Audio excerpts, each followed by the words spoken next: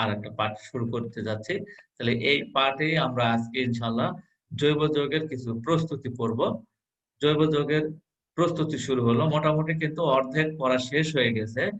এই যে অর্ধেক পড়া শেষ হলো, এই অর্ধেক পড়ার বিভিন্ন যে বিক্রিয়াগুলো আমরা আগে পড়ছিলাম, বিক্রিয়াগুলো কিন্তু এমনিতেই মনে রাখছিলাম যে এই বিক্রিয়াটা এভাবে হবে, এর উৎপাদটা এরকম হবে। কিন্তু এখন এগুলা আমরা প্রস্তুতি পড়ব। এই প্রস্তুতিটাও পরীক্ষায় আসে এবং অন্যান্য উদ্দীপকের যখন আমরা বিক্রিয়া কমপ্লিট করব তখন এই প্রস্তুতিগুলো লাগবে। সুতরাং প্রস্তুতিগুলো অবশ্যই খুবই গুরুত্বপূর্ণ। তার আগে আমরা এখানে আর একটা প্রশ্ন বাকি ছিল, এটা গত ক্লাসে পড়ানোর কথা ছিল কিন্তু সময়ের কারণে পড়াতে পারিনি। তো সেটা হলো এই প্রশ্নটা দেখো, আমরা জানি যে অ্যামিনো গ্রুপের অর্থাৎ NO2 এই অ্যানিলিনের Na2 অর্থপ্যারা নির্দেশক। কিন্তু যখন আমরা অ্যানিলিনে নাইট্রেশন করব তখন আবার এটাই মেটা অবস্থানে ঘটবে। তাহলে এটা কিন্তু একটা ৪ মার্কের প্রশ্ন হয় এটা। এই প্রশ্নটা ৪ মার্কের হয়। আমরা প্রশ্নে যখন যাব তখনই বুঝতে পারবো। তাহলে দেখো আমরা মূল পাঠে ফিরে আসি। এখানে বলেছে যে এই NH2 গ্রুপ অর্থপ্যারা নির্দেশক হলেও অ্যানিলিনে নাইট্রেশনে মেটা অবস্থান ঘটে। এটা কিন্তু ভালো করে দেখো যে অ্যানিলিনের এই গ্রুপটা কিন্তু তোমার অর্থ প্যারা নির্দেশক। তাহলে ভালো করে দেখবে যে আমরা এই যে NH2 যে গ্রুপটা থাকবে এই গ্রুপটা কিন্তু অর্থ প্যারা নির্দেশক। কিন্তু যখন আমরা অ্যানিলিনে নাইট্রেশন করব, দেখো এই এই বেনজিন চক্রের উপর NH2 থাকলে এই অর্থপ্যারা নির্দেশক হয়। কিন্তু একটা বিক্রিয়ার ক্ষেত্রে যদি আমরা নাইট্রেশন করি, ওই বেনজিন চক্রের উপর NH2 এর সাথে যদি আমরা নাইট্রেশন বিক্রিয়া করি তাহলে আগত নাইট্রো গ্রুপটা মেটা অবস্থানে ঘটবে। এটা কিন্তু একটা ব্যতিক্রম ধর্মী। কি জন্য হয় সেটা তোমাদের আমি আগেই বলেছিলাম। তাহলে দেখো আমরা এই প্রশ্নটার অ্যান্সারটা দেব যে যে সকল মূলক বেনজিন চক্রের সক্রিয়তা বৃদ্ধি করে তাদেরকে অর্থকরা নির্দেশক বলে। ডেফিনেশনটা খুবই সহজ, আগেরটাই। আর আমরা এখানে দুটা ডেফিনেশনই দেবো। আর যে সকল মূলক বেনজিন চক্রের সক্রিয়তা হ্রাস করে তাদেরকে মেটা নির্দেশক বলে। তাহলে আমরা দুইটা ডেফিনেশন জাস্ট দিলাম আগেরটায়। আর এক্ষেত্রে বলবো যে অ্যানিলিনের NH2 মূলক আগত প্রতিস্থাপিত গ্রুপকে অর্থ ও প্যারা অবস্থানে অবস্থান দেয়। তাই অ্যানিলিনে NH2 মূলককে অর্থ প্যারা নির্দেশক বলা হয়। তাহলে এই যে দেখো আগের পড়াটায় বাট একটু সাজিয়ে লেখা।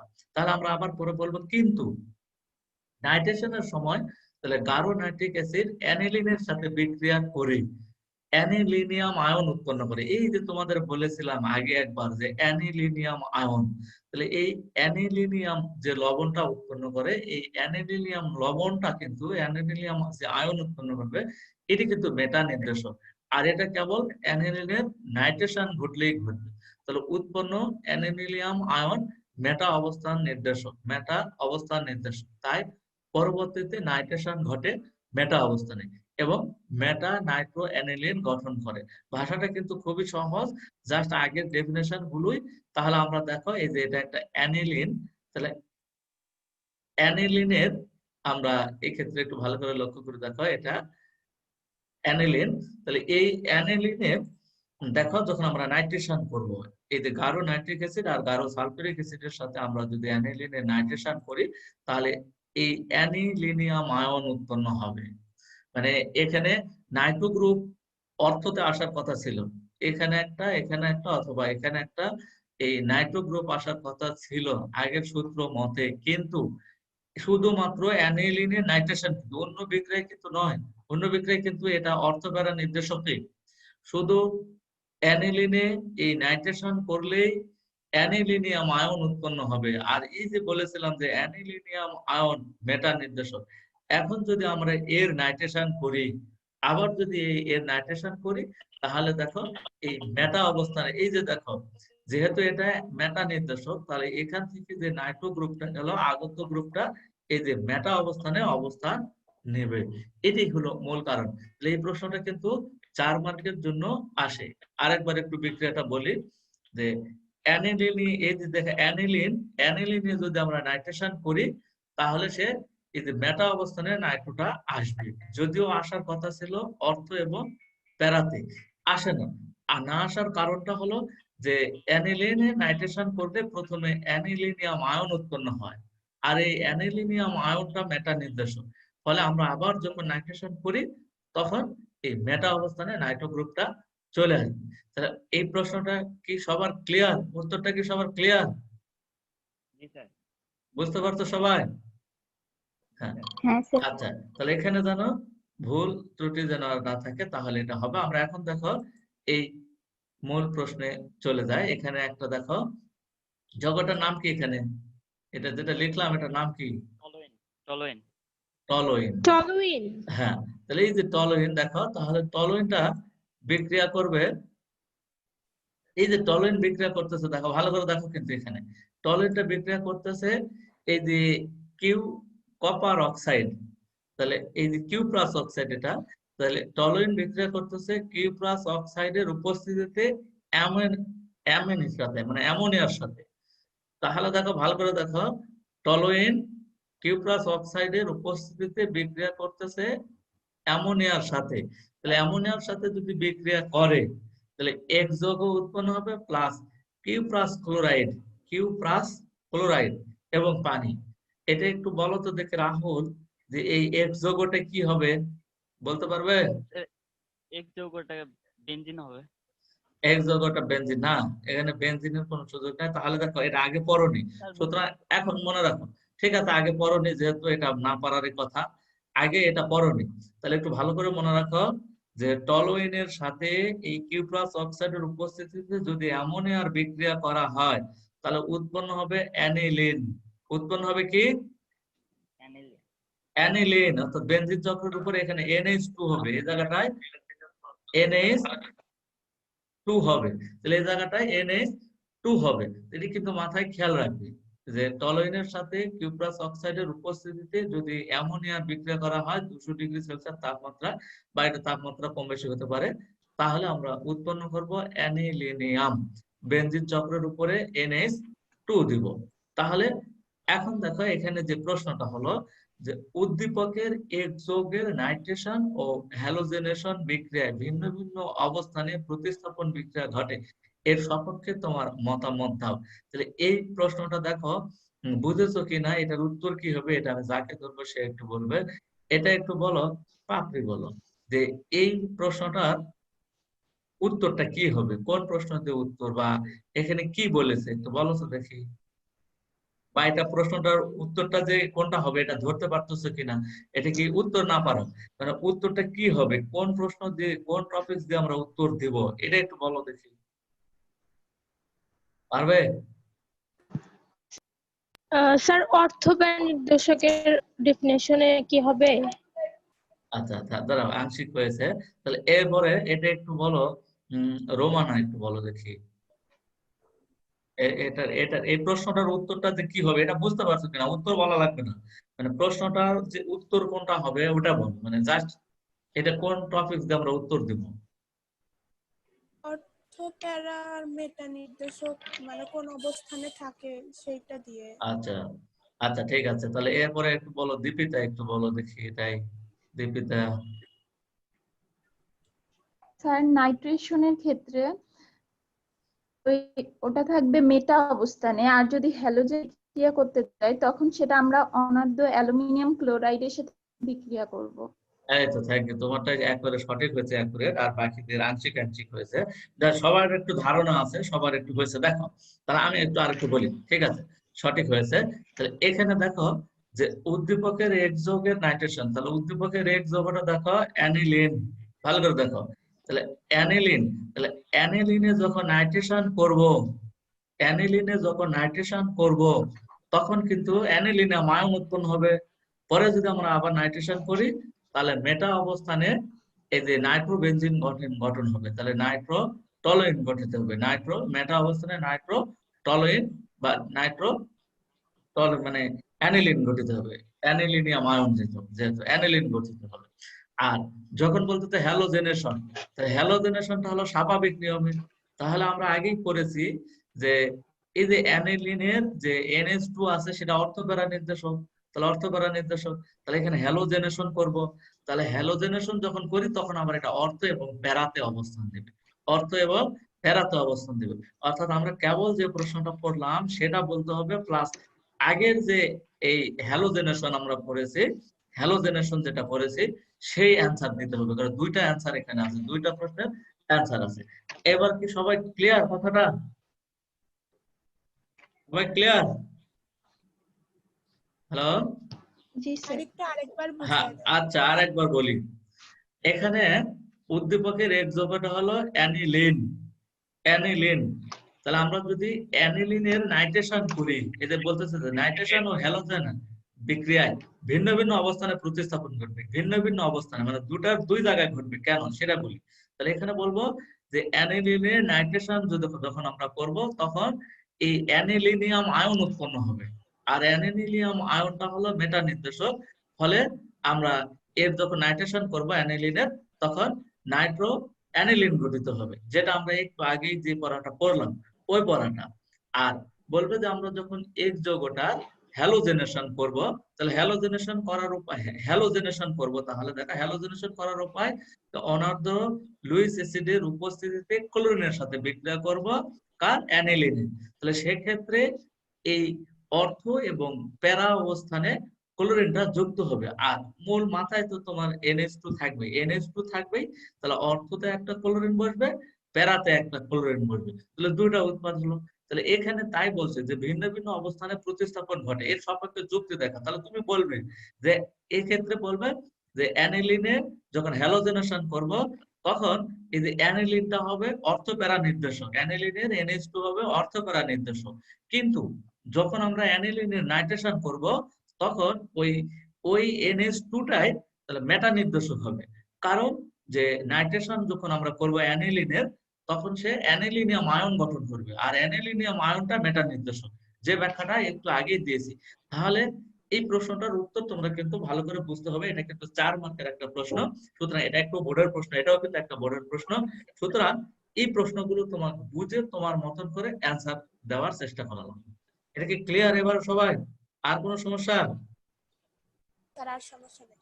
আচ্ছা, তাহলে এটা কিন্তু সবাই একটু মনোযোগ সহকারে পড়ে, আবার কিন্তু পরবর্তীতে তোমাদের বাসায় কিন্তু পড়তে হবে, পড়ে প্র্যাকটিস করা লাগবে যে আসলে এটা কি হলো, তখন পারবে। আর আমরা আগেই বলেছিলাম যে এই প্রশ্নগুলো যদি আমরা এই টপিকটা শেষ করার সাথে সাথে দেখবে যে এই প্রায় 80% এর উপরে আমরা বোর্ডের প্রশ্ন সলভ করতে পারবো, এবং আর যে 5-10% থাকবে সেটা আমরা আবার সলভ করে দেব। কারণ কি ওই প্রশ্নের মধ্যে গিয়ে কিছুটা একটু হয়তোবা তোমরা ধরতে পারবে না, আমরা ধরতে পারবো, সেই জিনিসগুলো ধরে দেবো। তাহলে আমরা কিন্তু দেখো জৈব যৌগের বেশি অর্ধেকই মোটামুটি বলা যায়, যেখান থেকে প্রশ্ন আসবে এখান থেকে দুটা প্রশ্ন একবার কনফার্ম চলে আসবে, যা পরিস্থিতি দুইটার বেশিও আসতে পারে, অনেক সময় এখান থেকে 3টা আসে। পেছনের গুলোর থেকে অনেক সময় আসে, অনেক সময় আসে না। কিন্তু পেছনের বিক্রিয়াগুলো আমাদের অবশ্যই পড়তে হবে আগের উদ্দীপক কমপ্লিট করার জন্য। এর জন্য আমরা পেছনের বিক্রিয়াগুলো অবশ্যই পড়বো। আর দেখো আমরা কিন্তু জটিলতায় যাব না, যেটা আমি বারবার বলি যে জটিলতায় যাবে না, জটিলতায় গেলে কিন্তু জৈব যৌগের অ্যান্সার দিতে পারবে না। তাহলে এই প্রশ্নগুলো দেখো আমরা শেষ করলাম। এখন আমরা জৈব যৌগের, আচ্ছা তার আগে আরেকটা সৃজনশীল প্রশ্ন আছে প্রস্তুতির আগে, যেহেতু দেখো সৃজনশীল প্রশ্নটা একটু ক্লিয়ার করি। তাহলে দেখো এখানে ডি যৌগ বলাই আছে বেনজিন। তাহলে বেনজিনের সাথে যে নাইট্রিক অ্যাসিড এবং সালফিউরিক অ্যাসিডের বিক্রিয়া করব, তাহলে এক যৌগটা কি হবে? এক যৌগটা কি হবে? নাইট্রোবেনজিন। নাইট্রোবেনজিন। এই যে দেখো, তাহলে নাইট্রোবেনজিন, তাহলে নাইট্রোবেনজিনের যদি আমি বিজারণ করি, দেখো ভালো করে দেখবে, নাইট্রোবেনজিনকে যদি বিজারণ করি তাহলে এই যৌগটা কি হবে? অ্যানিলিনিয়াম আয়ন। না, দেখো যেহেতু এটা পড়নি, এটা নতুন, আজকে এই এই এই অংশটা নতুন, তাহলে ভালো করে এখন থেকে মনে রাখবে যে নাইট্রোবেনজিনের যদি বিজারণ করি, যার মাধ্যমে হোক, বিজারণ শব্দটা যদি লেখা থাকে, তাহলে উৎপন্ন হবে অ্যানিলিন, উৎপন্ন হবে অ্যানিলিন। বেনজিন, হ্যাঁ, বেনজিন চক্রের উপর NH2। এখন থেকে এটা মনে রাখো যে নাইট্রোবেনজিনকে যদি আমরা বিজারণ করি তাহলে উৎপন্ন হবে অ্যানিলিন। এটা একটা বিক্রিয়া। এখন দেখো এখানে এখন বলতেছে ওয়াই একটা যৌগ, এটা পটাশিয়াম বাইসালফেটের সাথে বিক্রিয়া করে উৎপন্ন করতেছে অ্যাক্রোলিন। ভালো করে দেখো, কোনো কিছুই নাই, তোমাকে বুঝতে হবে ওয়াইটা কি। তাহলে দেখো এক্ষেত্রে একটু ভালো করে মনে রাখতে হবে, এটা আবার আমরা এই পড়াটাও পড়বো, মানে এই প্রতিটা পড়ায় আবার আমরা পরে প্রস্তুতির সময় পড়বো, কিন্তু তারপরে একটু মনে রাখো। তাহলে এই যে অ্যাক্রোলিন যদি উৎপন্ন হয়, ভালো করে দেখবে, যদি এই যে পটাশিয়াম বাইসালফেটের উপস্থিতিতে উৎপাদ যদি অ্যাক্রোলিন হয়, তাহলে এই বিক্রিয়কটা হবে গ্লিসারিন। বিক্রিয়কটা কি? গ্লিসারিন। গ্লিসারিন। তাহলে বিক্রিয়কটা হবে গ্লিসারিন। আর অ্যাক্রোলিনের সংকেতটা তোমার মুখস্থ রাখতে হবে। অ্যাক্রোলিনের সংকেত দেখো H2 অথবা CH2 দ্বিবন্ধন CH বন্ড CHO, অর্থাৎ অসম্পৃক্ত অ্যালডিহাইড।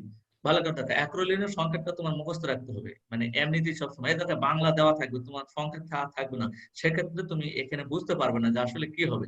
তাহলে এই ক্ষেত্রে তুমি এই H2 টা আগেও লিখতে পারো, পরেও লিখতে পারো, সমস্যা নাই। CH2 দ্বিবন্ধন CH বন্ড CHO, এটা হলো অ্যাক্রোলিন। তাহলে অ্যাক্রোলিনের সংকেত এটা হলো। আর এর ক্ষেত্রে দেখো জেড একটা যৌগ যার সাথে বিক্রিয়া করতেছে ব্রোমিন পানি, এই যে H2 মানে ব্রোমিন পানি একসাথে, ব্রোমিন পানির সাথে যদি বিক্রিয়া করে তাহলে যদি 2,4,6 ট্রাইব্রোমোফেনল উৎপন্ন করে, ট্রাইব্রোমোফেনল উৎপন্ন করে, তাহলে এই জেড যৌগটা হবে ফেনল।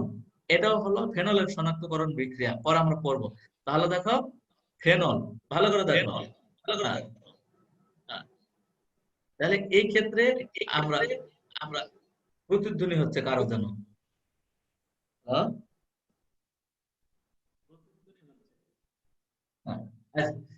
অফ হয়ে গেছে। তাহলে দেখো যে জেড যৌগটি যদি ব্রোমিন পানির সাথে বিক্রিয়া করে 2,4,6 ট্রাইব্রোমোফেনল উৎপন্ন করে, তাহলে এই জেড যৌগটা হবে ফেনল। এটা ফেনল শনাক্তকারী বিক্রিয়া, ফিক্সড বিক্রিয়া, নির্ধারিত বিক্রিয়া। এই যে তিনটা বিক্রিয়া আমরা দেখলাম। এখন দেখো প্রশ্নের মধ্যে আসি। তাহলে বলতেছে যে উদ্দীপকের এক্স ও জেড এর সক্রিয়তা তুলনামূলকভাবে আলোচনা করো। তার মানে এই এক্স ও জেড এর সক্রিয়তা কার বেশি অথবা কার কম, এটা একটু বলবে। দেখো তাহলে জেডটা কি, দেখো ফেনল, জেডটা কি ফেনল, ফেনল। Phenol, phenol. আর এক্সটা কি, এক্সটা কি অ্যানিলিন, না, অ্যানিলিন। নাইট্রোবেনজিন। নাইট্রোজেন।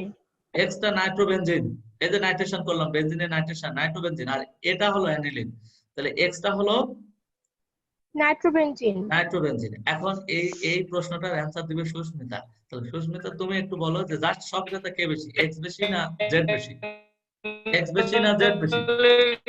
ইস রে, সক্রিয়তা বেশি হওয়ার কথা। এটা বলবে সুস্মিতা, বলবে। স্যার এটা হচ্ছে এক্স, এক্সটার বেশি কেন, যুক্তি কি? কারণ ওখানে হচ্ছে নাইট্রোবেনজিন, মূলক রয়েছে নাইট্রোবেনজিনের। হ্যাঁ এটাও তো মূলক রয়েছে, ফেনল। সক্রিয়তা একজন একজন তো সবাই বলে শোনা যাবে। আর এই যে দেখো জেডটা কি, জেডটা ফেনল, এই উত্তরটা হয়নি। তাহলে এটা হয়নি, তাহলে এই প্রশ্নটার অ্যান্সার একটু বেশি হবে স্যার, ফেনলের সক্রিয়তা বেশি। হ্যাঁ হ্যাঁ হ্যাঁ, এই যে উত্তর হবে ফেনল, সঠিক। হ্যাঁ অর্ণব ঠিকই বলেছো। তো অর্ণবের কথাগুলো বেশি শোনা যায় না, কিন্তু আজকে এই কথাটা কেবল ভালো করে শোনা গেল। তাহলে এই ক্ষেত্রে ফেনল। হ্যাঁ ঠিক আছে। দেখো অর্ণব, মানে তুমি কথা বললে আসলে তোমার কথাটা শোনা যায় না, যার কারণে তুমি হুম। দেখো ঠিক আছে, তোমারটা ঠিক আছে। তাহলে এক্ষেত্রে একটু দেখো, আমি একটু বলি যে উদ্দীপকের এক্স যৌগটি হলো নাইট্রোবেনজিন, জেড যৌগটি হলো ফেনল। এই দুইটার মধ্যে জেড অর্থাৎ ফেনল বেশি সক্রিয়। কারণ কি, এই যে আগের ক্লাসগুলোতে আমরা পড়েছি যে ফেনলের ওয়েজটা হলো অর্থকরা নির্দেশক, বেনজিনের সক্রিয়তা বৃদ্ধি করে, বেনজিনের সক্রিয়তা বৃদ্ধি করে। আর এক্স যৌগটি হলো নাইট্রো বেনজিন, নাইট্রো মূলকটা মেটা নির্দেশক, বেনজিন চক্রের সক্রিয়তা হ্রাস করে। তাহলে যেহেতু এই সক্রিয়তা হ্রাস করে, তাহলে বিক্রিয়া কম ঘটাবে। আর এই সক্রিয়তা বৃদ্ধি করে, বিক্রিয়া বেশি ঘটাবে। দেখো প্রশ্নটার উত্তরটা কিন্তু আগের গত ক্লাস অর্থকরা নির্দেশক যে ক্লাসটা ছিল এর তিন দিন আগে, না আজকের আরো 2 দিন আগের যে ক্লাসটা ছিল সেটার সাথে এটার অ্যান্সার। তাহলে দেখো প্রশ্নটা কিন্তু এরকম করে বুঝতে হবে এবং তোমাদেরই পারতে হবে এবং নিজেই লিখতে হবে। পরের প্রশ্ন আমরা আরেকটা দেখি। দেখো এই প্রশ্নের ক্ষেত্রে একটু লক্ষ্য করো, বলতেছে যে উদ্দীপকের এক যৌগে ইলেকট্রন আকর্ষণ প্রতিস্থাপন বিক্রিয়া কোন অবস্থানে ঘটবে, কারণ উল্লেখপূর্বক বিশ্লেষণ করো। তাহলে এক যৌগে ইলেকট্রন আকর্ষণ প্রতিস্থাপন বিক্রিয়া কোন অবস্থানে ঘটবে, এটা খুবই সহজ, একেবারে সহজ। এটা একটু অ্যান্সারটা দেবে। তুমি কেবল জয়েন করলে, আগের ক্লাসগুলো একটু দেখো, আমরা ভিডিও যখন দেবো তখন। আর তাহলে তুবা একটু বলো যে এটা খুবই সহজ, মানে এটা সবাই পারা উচিত এবং অবশ্যই পারবে। তাহলে বলতেছে এক যৌগে ইলেকট্রন আকর্ষণ প্রতিস্থাপন বিক্রিয়া কোন অবস্থানে ঘটবে, বলো তো দেখি। এক যৌগে ইলেকট্রন আকর্ষণ প্রতিস্থাপন বিক্রিয়া কোথায় ঘটবে? তুবা বলতে পারবে? আচ্ছা, মনে হয় তোমার লাইনের একটু ডিস্টার্ব হয় সব সময় মোটামুটি। তাহলে দেখো এক্ষেত্রে এটার অ্যান্সারটা একটু দিবে রোমানা, একটু অ্যান্সারটা দাও যে এক যৌগে ইলেকট্রন আকর্ষণ প্রতিস্থাপন বিক্রিয়া কোন অবস্থানে ঘটবে? খুবই সহজ সরল, সবার পারা উচিত। বলো দেখি। অবস্থান হ্যাঁ, বুঝতেছো না? এটা খুব তো সহজ। অর্থ অবস্থান দেখো অর্থ অবস্থান কারা দেয়? এটাতে নাইট্রো আছে, দেয় NO2 আছে, তাহলে NO2 দিলে অর্থ অবস্থান দেবে? NO2 না মেটা অবস্থান? এই যে বেনজিন চক্রের উপর কে আছে, ওদের উপর তো নির্ভর করবে যে কোনটা অর্থ আর কোনটা প্যারা। তাহলে আমরা যে অর্থ প্যারা নির্দেশক গুলো পড়ছিলাম, যে অর্থ প্যারা হলো হাইড্রোক্সিল মূলক, CH3 মূলক, হ্যালোজেন, Cl মূলক, তোমার এই যে ইথার, এগুলো হলো অর্থ প্যারা নির্দেশক। আর এই যে নাইট্রো মেটা নির্দেশকটা হবে এই নাইট্রো, NO2, অ্যালডিহাইড, জৈব acid, cyano, sulphonic acid, anilinium ion. তাহলে এই কয়েকটা বেনজিন চক্রের উপর থাকা লাগবে। এই কয়েকজনের যে কেউ একজন বেনজিন চক্রের উপর থাকলেই আগত গ্রুপ, মানে আরেকজন যদি কেউ আসে, দুইজন হবে তখন চক্রে, তখন মেটা অবস্থানে যাবে। এটা কিন্তু সবার পারা উচিত ছিল, তোমার এটা পারলে না কিন্তু গেছিলাম NO2 তাহলে ইলেকট্রন আকর্ষণ প্রতিস্থাপন বিক্রিয়া অবশ্যই মেটাতে ঘটবে। তাহলে এই যে নাইট্রো মূলক আছে মেটাতে। যাই হোক, সবাই কিন্তু একটু মনোযোগী হবে আর একটু বেশি সিরিয়াস হয়ে যাবে, কারণ এই প্রশ্নগুলো কিন্তু পরীক্ষায় আসবে এবং এগুলো গুরুত্বপূর্ণ প্রশ্ন। পরের প্রশ্নটা দেখো, এখানে বলেছে যে ইলেকট্রোফিলিক, আর কি ফিলিক হয়ে গেছে, তাহলে ইলেকট্রোফিলিক প্রতিস্থাপন বিক্রিয়ার ক্ষেত্রে এক্স, এ ও ডি এর সক্রিয়তার ক্রম বিশ্লেষণ করো। এটা একটু রাহুল বলবে। বলতেছে এই তিনটার মধ্যে বেশি সক্রিয় কে, কম কে, অর্থাৎ কম থেকে বেশি অথবা বেশি থেকে কম সাজাও দেখি। তাহলে এক যৌগ, এ যৌগ, এ যৌগ এবং ডি যৌগ, তাহলে এই তিনটার মধ্যে কে বেশি সক্রিয়? এটা একটু রাহুল এর ক্রমটা বলো দেখি। স্যার এক যৌগটা হচ্ছে যে মানে নাইট্রোবেনজিন, নাইট্রোবেনজিন, হ্যাঁ। আর এই যৌগটা স্যার একটু বলেন তো, মানে এটা কি হচ্ছে না। এই নাইট্রোবেনজিনকে বিজারণ করলে অ্যানিলিন, হ্যাঁ অ্যানিলিন, হ্যাঁ অ্যানিলিন। এরপরে অ্যানিলিন, আর ডিটা কি? বেনজিন। তো ডিটা মানে বেনজিন। তার মানে দেখো নাইট্রোবেনজিন, অ্যালিনিন এবং বেনজিন, এই তিনটার মধ্যে সক্রিয় সবচেয়ে বেশি কার, সক্রিয়তা বেশি কার ওজনে? Sir benzene sir.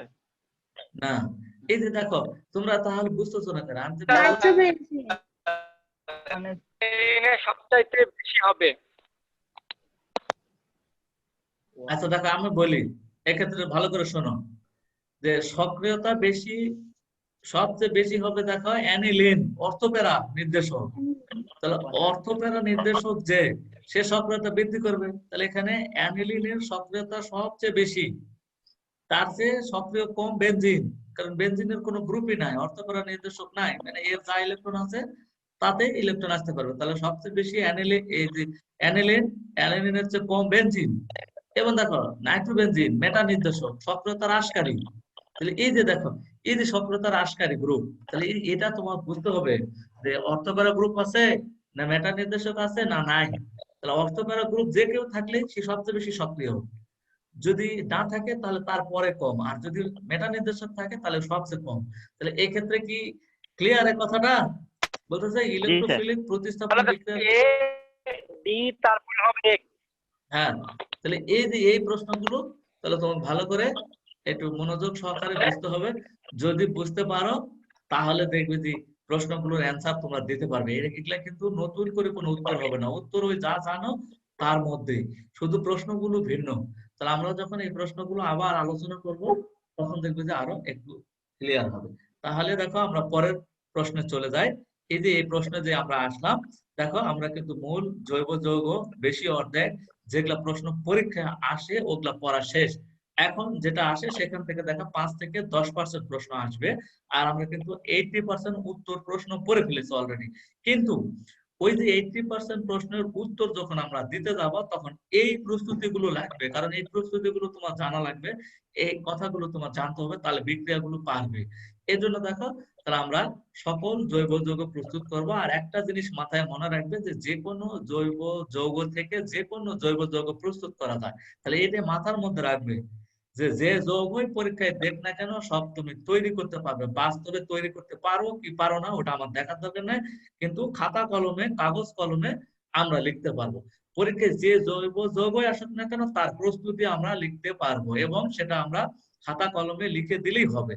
তাহলে তোমার এটা মাথায় মনে রাখতে হবে যে যে কোনো জৈব যৌগ থেকে আমরা যে কোনো জৈব যৌগ প্রস্তুত করতে পারি। যদি তোমাকে বলে যে অ্যালকোহল থেকে অ্যালকিন তৈরি করো, তো দেখি পারা যাবে। যদি বলে যে অ্যালকোহল থেকে জৈব অ্যাসিড তৈরি করো, পারা যাবে। যদি বলে অ্যালকিন থেকে ফেনল তৈরি করো, পারা যাবে।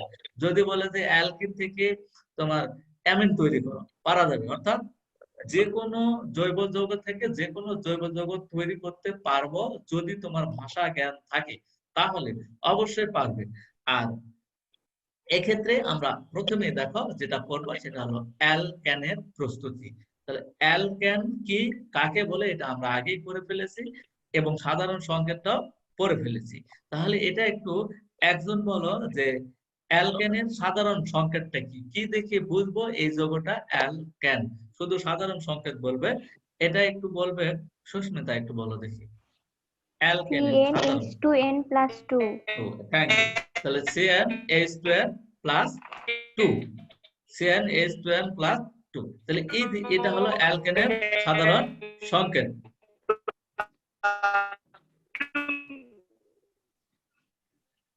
অর্ণব শোনো, তুমি এমনিতে কথা বলো না, মানে ঘটনা হলে কি যে তোমার কথাগুলো মানে কখনো পরিপূর্ণভাবে শোনা যায় না।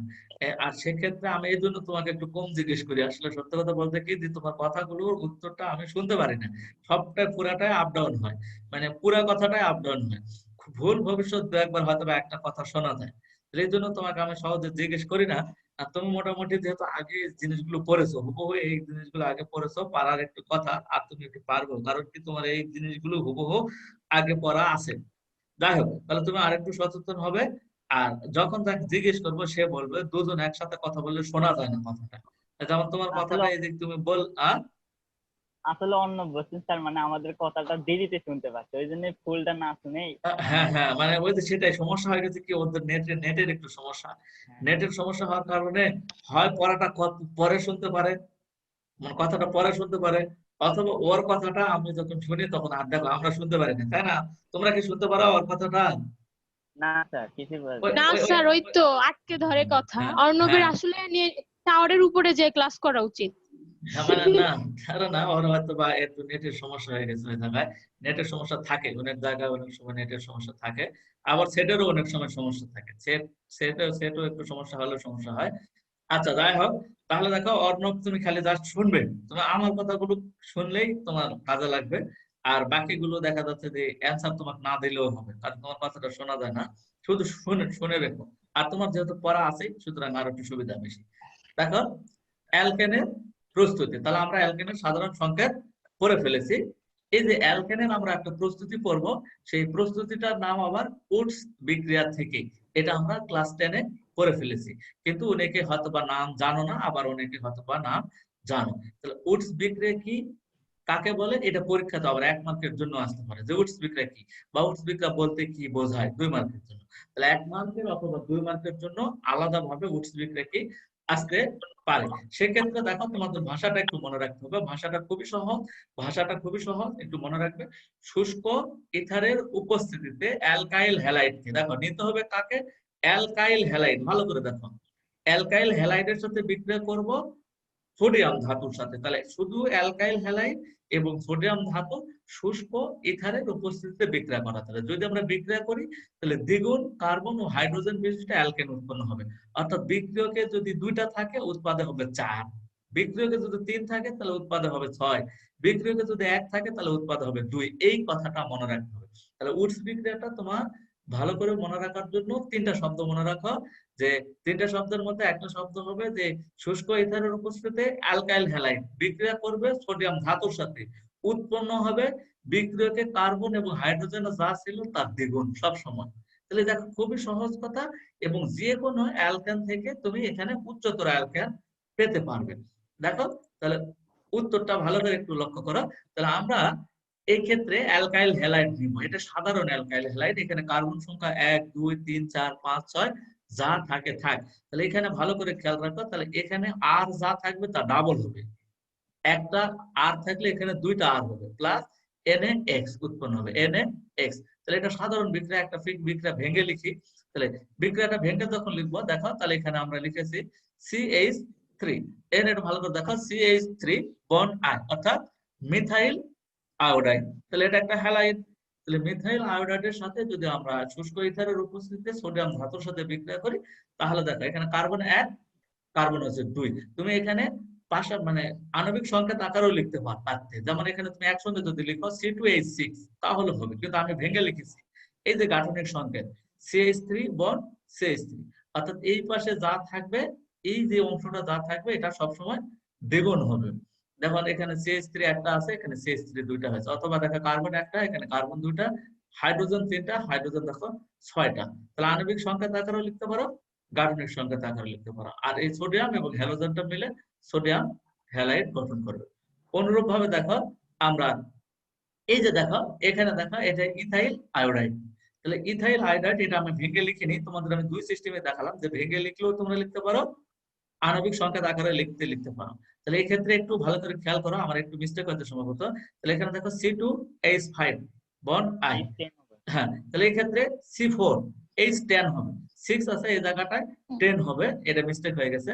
তাহলে এখানে কিন্তু 10, তাহলে C4H10, তাহলে এখানে যা ছিল তার দ্বিগুণ, যা ছিল তার দ্বিগুণ। কিন্তু এই বিক্রিয়াটাতে একটু সমস্যা আছে, এই বিক্রিয়াটার একটা অসুবিধা আছে। অসুবিধাটা কি একটু বলো তো দেখি, রাহুল ধরতে পারছো কিনা যে এই বিক্রিয়াটার একটা অসুবিধা আছে, অসুবিধাটা কি বলতে পারবে? আচ্ছা, বুঝতে পারোনি, আমি একটু বলি অসুবিধাটা, সবাই মনোযোগ সহকারে শুনো। যদি এটা ভাইবাতে জিজ্ঞেস করে যে উৎস বিক্রিয়ার সীমাবদ্ধতা কি, অসুবিধাটা কি, কি সমস্যা আছে এখানে, একটা সমস্যা আছে। সমস্যাটা হলো কি দেখো, যে বিজোড় কার্বন বিশিষ্ট অ্যালকেন তৈরি করতে পারবো না। এই বিক্রিয়ার সাহায্যে বিজোড় কার্বন বিশিষ্ট কোন অ্যালকেন তৈরি করতে পারবো না। যেমন দেখো মিথেন তৈরি করতে পারবো না, প্রোপেন তৈরি করতে পারবো না, পেন্টেন তৈরি করতে পারবো না, এই হেপটেন তৈরি করতে পারবো না, ননেন তৈরি করতে পারবো না। অর্থাৎ যে সকল অ্যালকেনের কার্বন সংখ্যা বিজোড় সেই সকল অ্যালকেন। তাহলে দেখো যে এই বিক্রিয়ার সীমাবদ্ধতা হলো যে এই বিক্রিয়ার সাহায্যে আমরা বিজোড় কোনো অ্যালকেন তৈরি করতে পারবো না। কারণ কি দেখো, আমরা এখানে যে যত সংখ্যক কার্বনই নেই সেখানে এর পাশে এসে দ্বিগুণ হয়ে যাচ্ছে। তাহলে এখানে যদি আমি 1 নেই তাহলে হয়ে যাচ্ছে 2, যদি 2 নেই হয়ে যাচ্ছে 4, যদি 3 নেই তাহলে হয়ে যাবে হলো 6।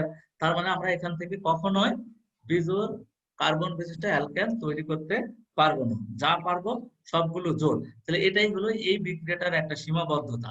আরেকটা হলো যে ইথারটা হতে হবে শুষ্ক, যদি এখানে পানি ভুল ক্রমে এসে যায় এই বিক্রিয়াটা ঘটবে না। এই বিক্রিয়াটা দুইটা সীমাবদ্ধতা, একটা হলো বিজোড় কার্বন বিশিষ্ট অ্যালকেন তৈরি করতে পারবো না, আর 2 নম্বর সীমাবদ্ধতা হলো যে শুষ্ক ইথার হতে হবে। ইথারে যদি কোনো কারণে পানি চলে আসে, যেমন আমরা একটা মাঠে কাজ করতেছি হঠাৎ করে বৃষ্টি আসলো, তাহলে এই প্রক্রিয়াটা কমপ্লিট হবে না। অথবা ভুল করবে তোমার এখানে পানি চলে আসছে, যে ভুলবশত পানি দিয়ে ফেলেছো, ফলে বিক্রিয়াটা আর ঘটবে না। এখানে শুষ্ক ইথারই হতে হবে। শুষ্ক ইথার মানে এখানে কোনো পানি নাই। তাহলে এই যে মূল বিক্রিয়াগুলো তাহলে আমরা এখানে একটা পড়লাম। তাহলে দেখো উডস বিক্রিয়া কিন্তু সবার ক্লিয়ার।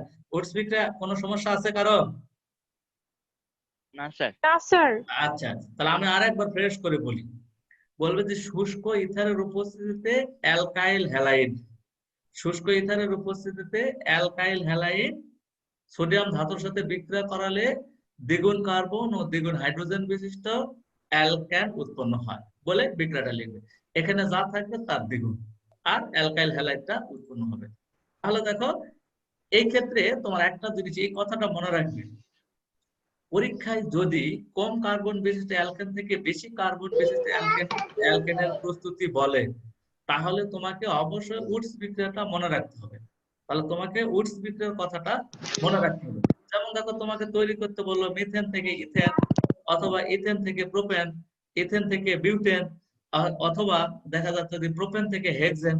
তাহলে তুমি একটু খেয়াল রাখবে, পরীক্ষা কিন্তু উল্লেখ করে বলবে না যে কম থেকে বেশি। তাহলে তোমাকেই মনে রাখতে হবে যে যদি কম কার্বন থেকে বেশি কার্বন বিশিষ্ট কোনো যৌগ প্রস্তুত করতে বলে তাহলে উডস বিক্রিয়া মাথায় নিয়ে আসতে হবে। তাহলে মাথায় কিন্তু এটা তোমার নিয়ে আসতে হবে, এখানে কিন্তু বলা থাকবে না প্রশ্নে। আরেকবার ভালো করে বলি, প্রশ্নে যদি দেখো যে কম কার্বন বিশিষ্ট কোন একটা যৌগ থেকে বেশি কার্বন বিশিষ্ট একটা যৌগ তৈরি করতে বলতেছে তোমাকে, প্রস্তুত করতে বলতেছে তোমাকে, তাহলে তোমার কোনো কথা নাই, মাথার মধ্যে একেবারে ডাইরেক্ট নিয়ে চলে আসবে উডস বিক্রিয়া, কোনো বিক্রিয়ার কথা নয়, যত বিক্রিয়া সব বাদ। যেমন দেখো তোমাকে পরীক্ষায় বললো যে মিথেন থেকে ইথেনের প্রস্তুতি লিখো, তাহলে মিথেন ছিল 1 নম্বরে, ইথেন ছিল 2 নম্বরে, যদি বলো উদ্দীপকের 1 থেকে 2 নং যৌগটির প্রস্তুতি লিখো, কোনো কথা নাই, সব প্রস্তুতি বাদ, উডস বিক্রিয়া নিয়ে আসবে। কারণ কি, কম কার্বন থেকে বেশি, এটা মাথায় সবসময় রাখবে যে কম কার্বন থেকে বেশি কার্বন প্রস্তুতির জন্য আমরা উডস বিক্রিয়া ব্যবহার করবো, এটা মাথায় কিন্তু রাখতে হবে। আর হুবহু যে এই বিক্রিয়াটাই তোমার প্রস্তুতি মনে রাখতে হবে তা নয়, একটার সাথে আরেকটা কিন্তু রিলেশন থাকবে, মাঝখানে একটা বিক্রিয়া গ্যাপ থাকবে অনেক সময়, বেশিরভাগ ক্ষেত্রে 3টা ধাপে একটা বিক্রিয়া আসবে, মাঝখানের জন্য যেটা সেটা অফ থাকবে, ওই অফটা তোমাকে বুঝতে হবে। এই জন্য বিক্রিয়া প্রস্তুতিকে একটু করে মনে রাখতে হবে ভালো করে। তাহলে এটা মনে রাখতে হবে, কম থেকে যদি বেশি তৈরি করতে বলে তাহলে উডস বিক্রিয়া ব্যবহার করবো। এই যে দেখো এখানে একটা ভালো করে প্রশ্ন দেখো, এটা একটা সালের প্রশ্ন, 19 সালে এই প্রশ্নটা আসছে। তাহলে এক্ষেত্রে প্রশ্ন দেখো যে আরএক্স অ্যালকাইল হ্যালাইড ওয়াই যৌগ এটাকে নাম দিয়েছে, বলতেছে এখানে ম্যাগনেসিয়াম এবং শুষ্ক ইথারের উপস্থিতিতে জেড উৎপন্ন হলো। তাহলে দেখো এই যে অ্যালকাইল হ্যালাইড এবং ম্যাগনেসিয়াম শুষ্ক ইথারের উপস্থিতিতে জেড বিক্রিয়া করবে, তাহলে জেড যৌগটা কি এটা একটু বলতে পারবে? জেড যৌগটা কি হবে একটু বলো তো দেখি রাহুল, জেড যৌগটা কি হবে বলতে পারবে না? আচ্ছা, পারবে না, না পারলে কোনো দরকার নেই। তাহলে দেখো সবাই একটু মনে রাখো, এই বিক্রিয়াটা, এই যে জেড যে যৌগটা আবিষ্কার করেছে যে বিজ্ঞানী, এই জেড যৌগটা আবিষ্কার করার জন্য সে নোবেল পুরস্কার পেয়েছে, মানে এটা একটা খুবই গুরুত্বপূর্ণ বিক্রিয়া। এটা জৈব যৌগের এমন একটা যৌগ, এই জেড যৌগটা, যে যৌগটার সাহায্যে প্রায় 80% জৈব যৌগ তৈরি করা যায়, এরকম একটা বিক্রিয়া। এই যে বিজ্ঞানীটা তৈরি করছে, বিজ্ঞানী গ্রিগনান এই বিক্রিয়াটা তৈরি করার কারণে, এই যৌগটা তৈরি করার কারণে নোবেল পুরস্কার পাইছে, জাস্ট এই একটা যৌগ উৎপন্ন করার কারণে। তাহলে এটা খুবই গুরুত্বপূর্ণ একটা বিক্রিয়া। এই বিক্রিয়াটার নাম, এই যে জেড যৌগটা হলো গ্রিগনাট বিকারক, ওই মানুষের নাম অনুসারে যৌগটার নাম হয়েছে গ্রিগনাট বিকারক। গ্রিগনাট বিকারকের সংকেত অ্যালকাইল ম্যাগনেসিয়াম হ্যালাইড, অর্থাৎ এই যে RMgX, এটার নাম হলো গ্রিগনাট বিকারক। গ্রিগনাট বিকারক মনে রাখবে, পরে আমরা আবার পড়বো। তাহলে এই গ্রিগনাট বিকারক হলো জেড যৌগটা। তাহলে এই ক্ষেত্রে একটু প্রশ্ন বলেছে দেখো যে উদ্দীপকের ওয়াই যৌগ থেকে 4 কার্বন বিশিষ্ট অ্যালকেনের প্রস্তুতি লিখো। এটা ভাষা একটু বলবে, এই রোমানা বলো ভাষা। আমি একবার প্রস্তুতি বলে ফেলবো, উত্তর বলে ফেলবো, কারণ কি আমরা করে ফেলেছি, এখন এটা প্রস্তুতি বলে দেখি। রোমানা, বিক্রিয়ক কি হবে, উৎপাদ কি হবে, ভাষা সহকারে ডিটেলস বলবে, যেভাবে পরীক্ষায় লিখবে ঠিক সেভাবে বলে, পারবে না? ওয়াই যৌগটা কি? Alkyl halide, RX alkyl halide.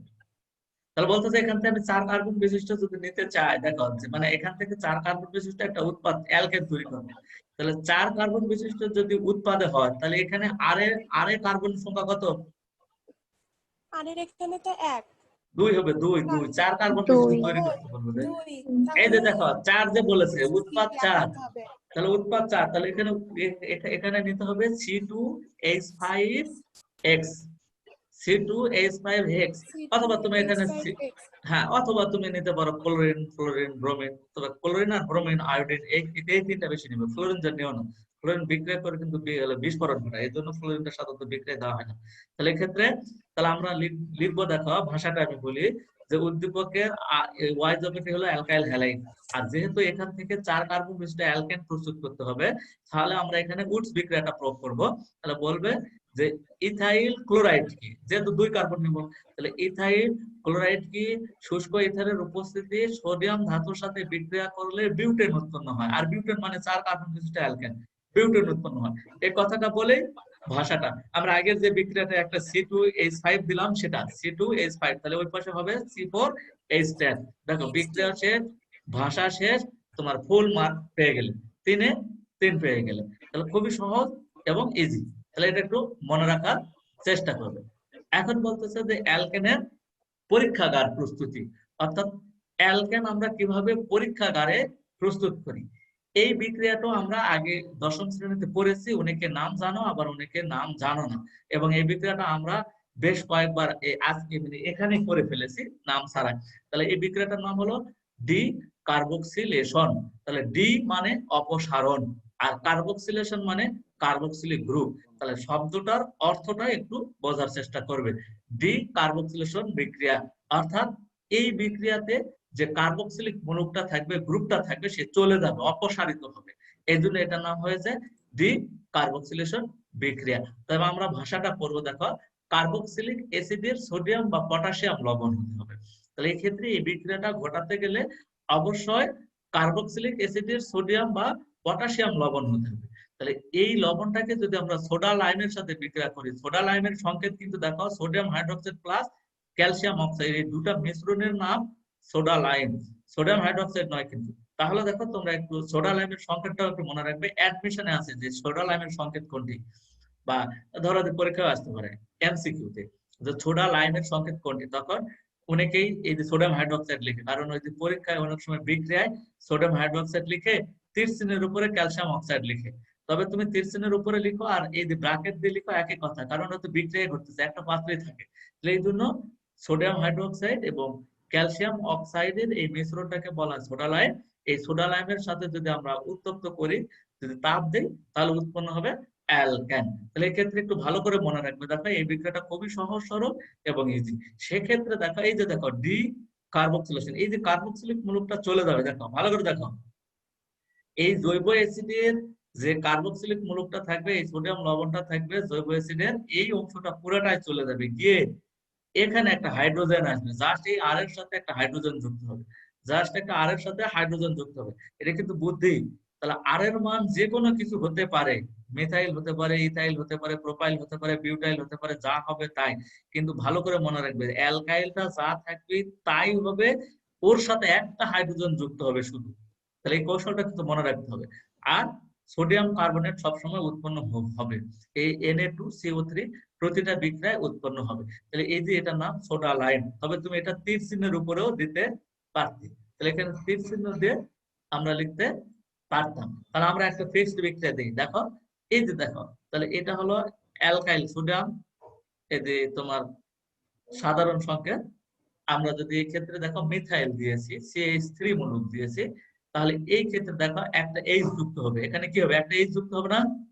এই যে এই বন্ড মানে কিন্তু মাইনাস নয়, যুক্ত হওয়া। এই বন্ড মানে যুক্ত, এটা গাঠনিক সংকেত, আণবিক সংকেত করলে আমরা লিখতে পারবো। তাহলে দেখো এটার সাথে একটা হাইড্রোজেন যুক্ত হবে।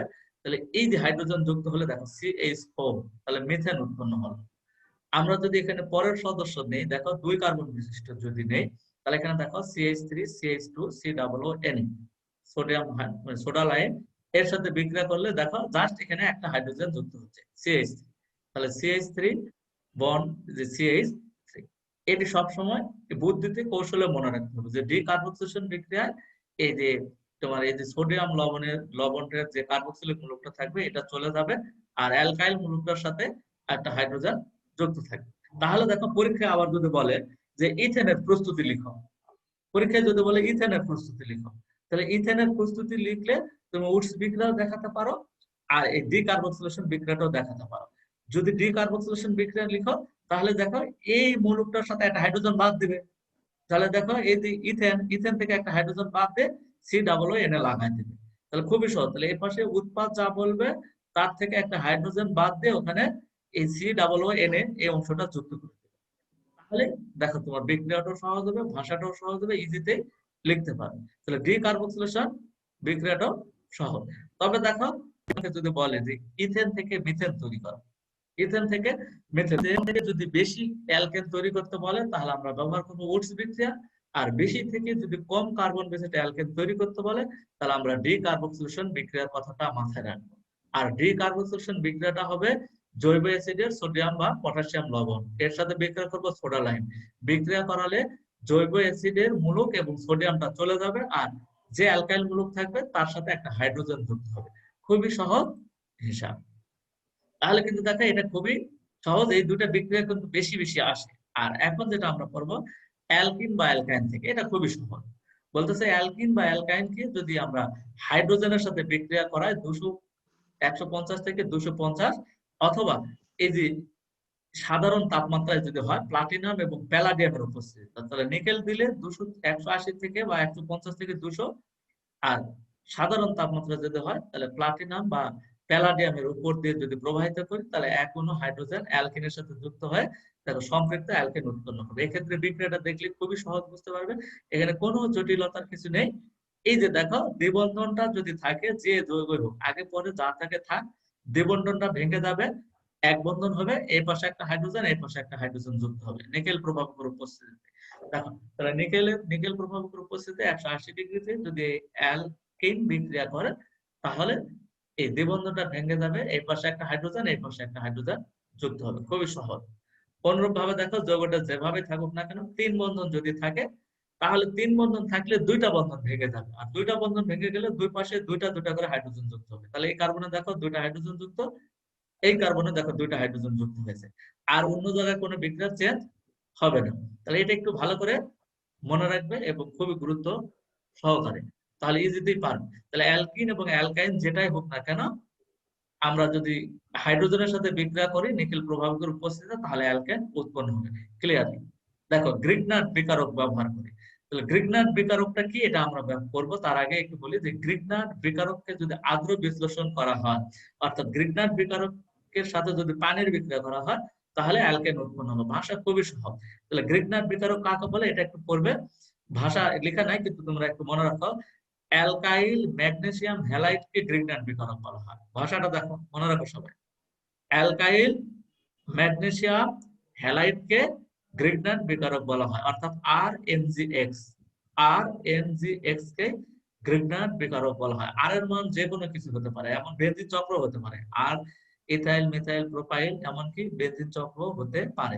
সুতরাং এটা একটু মনে রাখবে। আর এই দুটা ফিক্সড, ম্যাগনেসিয়াম এবং হ্যালোজেনটা ফিক্সড, তবে হ্যালোজেনটা আবার এখানে ফ্লোরিন ক্লোরিন ব্রোমিন আয়োডিন হতে পারে, তো বেশিরভাগ ক্ষেত্রে ক্লোরিন আর আয়োডিন হয়। তাহলে দেখো ভাষাটা খুবই সহজ। দেখো তাহলে গ্রিগনার্ড বিকারককে যদি আদ্র বিশ্লেষণ করি তাহলে অ্যালকেন পাওয়া যাবে। ভাষাটা মনে রাখবে যে এই আর এ যতগুলো কার্বন নেবে সেটার সাথে দেখো একটা হাইড্রোজেন যুক্ত হবে, আগেরটার মতনই, আর এই সময় যুক্ত হবে। উদ্দীপকটা কোথা থেকে শুরু হয় না, অনেকে মাথা অনেকে মনে করে এই দিক থেকে শুরু হয়েছে, দেখো ওই দিক থেকে শুরু হয়েছে। মিথাইল আয়োডাইড যাকে ধরবো সে বলবে। এই মিথাইল আয়োডাইডের সাথে এই যে শুষ্ক ইথারের উপস্থিতিতে Mg বিক্রিয়া করাবো, তাহলে বলে দিয়েছে গ্রিগনার্ড বিকারক। তাহলে এই যে গ্রিগনার্ড বিকারক বলে দিয়েছে, ওয়াই যৌগটা হলো গ্রিগনার্ড বিকারক, কিন্তু ওয়াই যৌগের সংকেত কি হবে এটা একটু বলবে পাপড়ি। ওয়াই যৌগের সংকেত মানে একবার সংকেতটা বলো কি হবে। RMGX না আর তো নাই, এখানে আর তো নাই, CH3 CH3, তাহলে CH3 MgX না, MgX ও নাই, CH3 MgI, তাই না? ও আচ্ছা হ্যাঁ হ্যাঁ এই যে, তাহলে এইরকম একটু খেয়াল রাখবেন। তাহলে এখানে গ্রিগনার্ড বিকারক ওটা সাধারণ সংকেত, ওখানে আর এবং এক্সটা যে কোনো কিছু হতে পারে, যে কোনো বলতে হ্যালোজেন, আর এখানে অ্যালকাইল গ্রুপ, তবে বেনজিন চক্র হতে পারে। এখন দেখো যাকে ধরবো সে বলবে CH3I, এটা শুষ্ক ইথারের উপস্থিতিতে সূক্ষ্ম হয়ে গেছে, এটা শুষ্ক ইথারের উপস্থিতিতে সোডিয়াম ধাতুর সাথে বিক্রিয়া করলে বলেছে উচ্চতর অ্যালকেন, কিন্তু সংকেতটা কি হবে এটা একটু সুস্মিতা বলো যে এর সংকেতটা কি হবে, একবার সংকেত বলো, এই এক্স যৌগের সংকেত কি হবে? ওটা হবে C3 আর H6।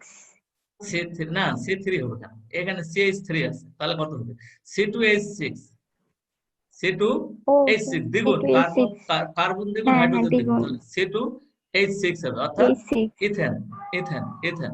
এবং এই প্রশ্নটা একটু বলবে হলো রোমানা বলবে জেড যৌগটা কি হবে, জেড যৌগটা কি হবে। তাহলে মিথাইল আয়োডাইডের সাথে জলীয় পটাশিয়াম হাইড্রোক্সাইড বিক্রিয়া করতেছি, তাহলে এই জেড যৌগটা কি হবে, ভালো করে দেখো। CH3 তো থাকবে, CH3 আর কি হবে, এটা কি অ্যালকোহল উৎপন্ন হবে? Alcohol, alcohol. হ্যাঁ তাহলে যৌগটা এরকম হবে, দেখো CH3OH, CH3OH, অর্থাৎ মিথানল। এটা একটু রাহুল বলবে এই বিক্রিয়াটার নাম কি, বিক্রিয়াটার নাম কি? CH3OH methanol. এই বিক্রিয়াটার নাম আছে, আমরা যে বিক্রিয়াগুলোর নাম বললাম সেই বিক্রিয়াটার নাম কি? মানে এখনকার মধ্যে থেকে। না এখনকার মধ্যে নয়, আগে পড়ছি। এই যে 4টা বিক্রিয়া পড়ছি দ্রুত বিক্রিয়া গুলো, তাহলে এটা একটা কি বিক্রিয়া? ডিকার্বক্সিলিক।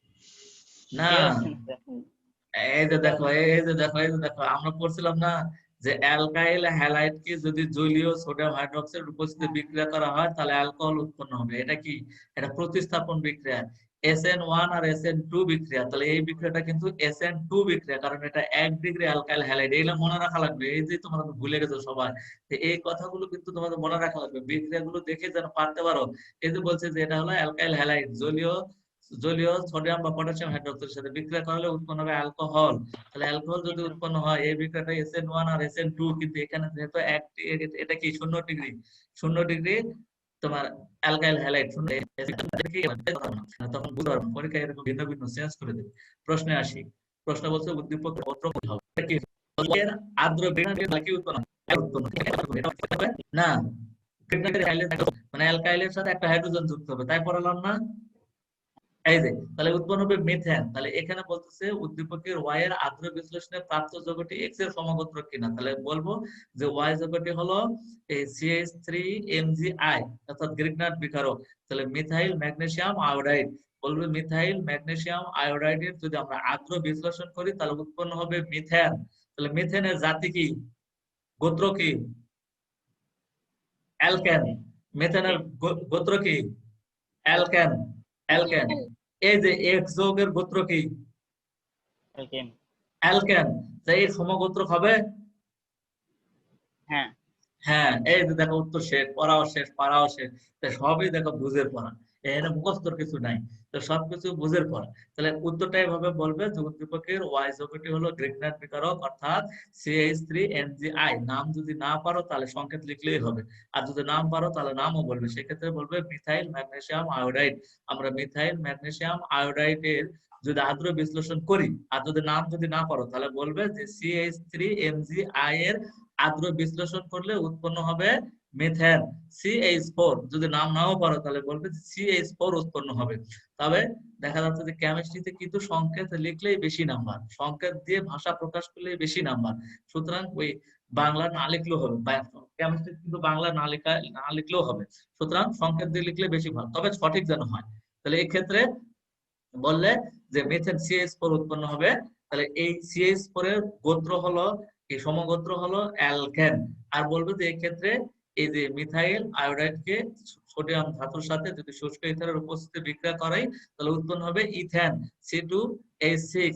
এই অ্যালকেন এবং এই যে মিথেন, এই দুইটি একই গোত্রের, অর্থাৎ এদের জাতি হলো অ্যালকেন, সমগোত্র হলো অ্যালকেন। সুতরাং আমরা বলতে পারি এই X যৌগের সমগোত্র হবে। তাহলে এই যে Y এর আর্দ্র বিশ্লেষণে প্রাপ্ত যৌগটি X যৌগের সমগোত্র হবে, অর্থাৎ একই সমগোত্রীয় শ্রেণীর অ্যালকেন। ক্লিয়ার? কথাটা কি ক্লিয়ার? তাহলে দেখো প্রশ্ন কিন্তু এরকম ভাবেই হবে, সেক্ষেত্রে একটু মনে রাখবে। তবে দেখো এই প্রশ্নটা একটু তাড়াতাড়ি শেষ করি, কারণ যে টপিক শেষ না হলে ভালো হবে না। ক্লিমেনসন বিজারণ বিক্রিয়া হবে, খুবই সহজ। তাহলে বলতেছে যে বিজারণ বিক্রিয়ার তীব্র বিজারক জিঙ্ক অ্যামালগাম, পরীক্ষায় সংকেত আসে জিঙ্ক অ্যামালগামের সংকেত কি? তাহলে Zn বন্ড Hg, এটার নামে জিঙ্ক অ্যামালগাম। জিঙ্ক অ্যামালগাম ও গাঢ় হাইড্রোক্লোরিক অ্যাসিড দ্বারা কার্বনের মূলক, অর্থাৎ জৈব যৌগে যদি CO মূলক থাকে তাহলে সরাসরি বিজারিত হয় মিথিলিনে পরিণত। ভালো করে দেখো, CO যদি অংশ থাকে তাহলে সেই COটা হবে CH2 তে রূপান্তরিত হবে, বাকি যা আছে তাই থাকবে। এখানে AR মানে কিন্তু বেনজিন চক্র, অ্যারাইল মূলক। তাহলে বেনজিন চক্রকে AR দ্বারা প্রকাশ করা হয়, এখানে অ্যালকাইল গ্রুপ। তাহলে এই R এর মান এবং বেনজিন চক্র এটা যে কোনো কিছু হতে পারে, এই পাশে যে কোনো কিছু হতে পারে, থাক, কোনো কিছু চেঞ্জ হবে না। COটা চেঞ্জ হয়ে শুধু CH2 হবে। তাহলে খুবই সহজ বিক্রিয়া, অর্থাৎ অ্যালডিহাইড এবং কিটোন। ভালো করে দেখো, অ্যালডিহাইড এবং কিটোনকে যদি আমরা এই যে জিঙ্ক অ্যামালগামের সাথে বিজারণ বিক্রিয়া করাই তাহলে উৎপন্ন হবে অ্যালকেন। ভালো করে মনে রাখবে, এই পাশে যা থাকে থাক, আগে পরে যা থাকবে থাক, COটা চেঞ্জ হয়ে হবে, দেখো CH2 হয়েছে। তাহলে এটা মাথায় খেয়াল রাখবে যে COটা পরিবর্তিত হয়ে CH2 তে হবে, আর ডানে বামে যা থাকবে তা ঠিক থাকবে, এটাই মনে রাখবে। তাহলে পরীক্ষায় আবার অনেক সময় আসে ক্লিমেনসন বিজারণ বিক্রিয়া বলতে কি বোঝায়, বা ক্লিমেনসন বিজারণ বিক্রিয়া কি, এটা আবার আসে কিন্তু। তাহলে অ্যালকেনের প্রস্তুতি হলো বিক্রিয়াটার নাম ধরে বললো। আমি কিন্তু সব বিক্রিয়ার নাম ধরে দিয়েছি, বইয়ে কিন্তু সব বিক্রিয়ার নাম নাও থাকতে পারে। তাহলে আমি সব বিক্রিয়ার নাম ধরে দিয়েছি এই জন্য যে নাম ধরে পরীক্ষা আসে, তাহলে এটা পারবে। তাহলে দেখা যাচ্ছে যে আমাদের এই অংশটা পুরাটাই শেষ হলো। আজকে এ পর্যন্তই পড়া ছিল। তাহলে আমরা সামনের দিন অন্য পড়া পড়বো। তবে